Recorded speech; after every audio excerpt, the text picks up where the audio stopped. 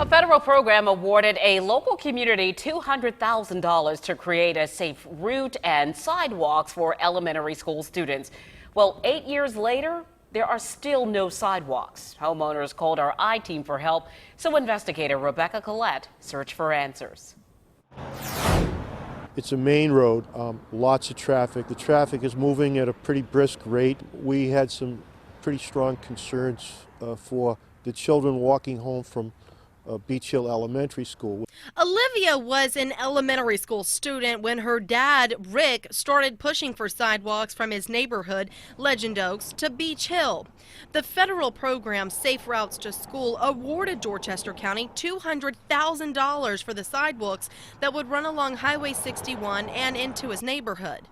That was back in 2008. Go around to the road. 8 years later, his daughter's in high school, and there are crosswalks, but no sidewalks. And you wonder, what happened to the money? What happened to the project? Rick called the I-Team to get some answers. I called the Department of Public Works, and they declined my request for an on-camera interview, but explained some of the delays. Turns out the county opted to manage the project, but didn't have the staff they needed to do it. A position for a qualified engineer was approved in 2014.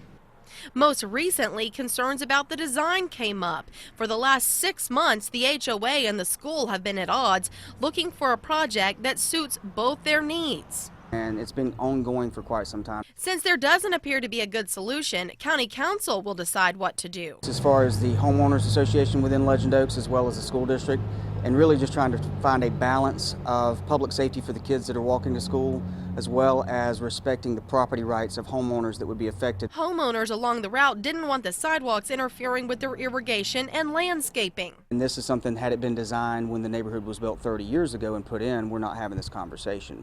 But when you're trying to go back and add a sidewalk into people's front yards after the fact, that's a little bit more difficult to pull off. But when the money was awarded 8 years ago, the neighborhood was in favor of it.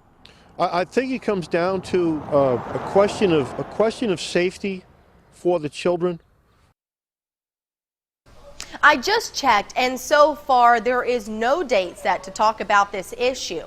And here's what else I found out. Even if Dorchester County Council approved a plan for a sidewalk, the County Public Works Department tells me it would be at least a year to build because of the amount of coordination necessary.